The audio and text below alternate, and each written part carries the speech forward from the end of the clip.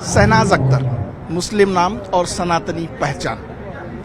गठजोड़ थोड़ा मुश्किल लगता है लेकिन असंभव नहीं, और इस असंभव को संभव कर दिखाया है हमारे साथ मौजूद शहनाज अख्तर, मशहूर भजन गायिका।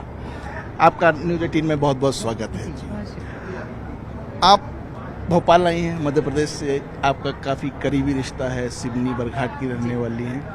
मुस्लिम नाम और ये सनातनी पहचान, इस डेडली कॉम्बिनेशन को कैसे मेंटेन करें? जब मैं फेमस हुई थी तब मैं मुस्लिम थी, फिर उसके बाद धीरे धीरे फिर मैंने अपना धर्म स्वेच्छा से परिवर्तन किया आज से 15 वर्ष पूर्व, और मैं हिंदू सनातन धर्म में प्रवेश करी। आपने धर्म सनातन अपनाया लेकिन नाम नहीं बदला, इसके पीछे? जी, नाम इसलिए नहीं बदला क्योंकि ये नाम मेरे नाना ने रखे थे, और ये किसी धर्म का स्थायी कोई प्रमाण नहीं है कि शहनाज अख्तर इस धर्म का नाम है। न किसी की मजहबी किताब में लिखा है, न किसी के ग्रंथ में लिखा है। ये मेरे नाना ने मेरा नाम रखा था शहनाज अख्तर, और इसलिए मैंने अपना नाम कभी चेंज नहीं किया। आपका पूरा परिवार लगभग संगीत के क्षेत्र से जुड़ा रहा है। आप 10 वर्ष की उम्र में गणपति के मंदिर गई थी, लड्डू मिला, और वहाँ से सनातन के प्रति आपकी श्रद्धा जागी, और अब जब सनातन के भजन गाती हैं, देवी के भजन गाती हैं, भगवान राम के भजन गाती हैं, तो कैसे प्रेरणा मिली थी पहली बार? जी, जब हम दुर्गा पंडाल में जाते थे पूजन के लिए बचपन में, तो वहाँ भजन सुना करते थे, पुराने भजन। पहले चोंगे चलते थे, फिर उसके बाद धीरे धीरे भजनों से लत लग गई भजन गाने की, फिर धीरे धीरे हमने भजन ही गाना स्टार्ट कर दिया। शहनाज अख्तर, आपके नाम को अगर देखा जाए तो कुछ और मायने निकलते हैं, और आपके काम को देखा जाए तो कुछ और मायने निकलते हैं, लेकिन समाज में जो इस समय चल रहा है, लव जिहाद, गरबा में मुस्लिमों का प्रवेश बंद, इस तरह की घटनाएं आपको कैसी लगती है? क्या राय है इस पर? जी, धर्म के विषय में तो टिप्पणी करना उचित नहीं है, लेकिन फिर भी मैं ये बोलना चाहूँगी कि जिस प्रकार हमारे देश में चारों धर्म समान हैं, और चारों धर्म जब समान हैं, और जब हम बोलते हैं चारों धर्म के लोग कि हमारे अंदर भाईचारा, तो भाईचारा सभी धर्म के लोगों को दिखाना चाहिए। जैसे कि गरबा में अभी विरोध चलने लगा है कि मुस्लिमों को एंट्री ना दी जाए, तो इसमें गलत क्या है? काबा में, मक्का मदीना में हिंदू प्रवेश नहीं कर सकते। नमाज पढ़ने कोई हिंदू जाता नहीं है मस्जिद, तो फिर हिंदुओं के गरबा महोत्सव पर्व हो या धार्मिक पर्व हो, तो फिर उनको भी एंट्री नहीं करना चाहिए मेरे हिसाब से। एक और आजकल एक शब्द प्रचलन में है, लव जिहाद।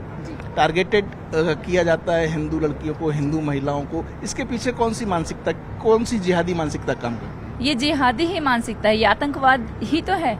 ये क्या है? ये आतंकवाद ही तो है। हमने जो केरल स्टोरी में देखा वो गलत नहीं था, जो हम अभी देख रहे हैं वो भी गलत नहीं है।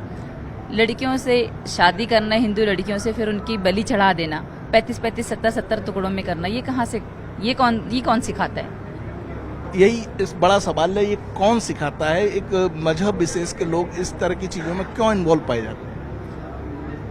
इसके बारे में तो मैं समझ नहीं आता कि मैं क्या करूं या मैं क्या कहूं, क्योंकि ये जो चला आ रहा है, ये हम तो पाकिस्तान से ही देखते हुए चले आ रहे हैं। मजहबी लोग ही हैं जो, और यहाँ के लोग कुछ, मतलब सारे के सारे मुसलमान तो गड़बड़ नहीं है, लेकिन कुछ मुस्लिम्स ऐसे हैं। अभी आपने देखा होगा पिछले साल इंदौर में पाकिस्तान जिंदाबाद के नारे, महाराष्ट्र बड़नेर में पाकिस्तान जिंदाबाद के नारे। अरे भाई, भारत की मिट्टी में जन्मे हो, भारत की मिट्टी में आपने जन्म लिया, वहीं पैदा हुए, वहीं खा रहे हो, वहीं बड़े हो रहे हो, आपके लिए तो अपनी भारत माता सर्वश्रेष्ठ होनी चाहिए।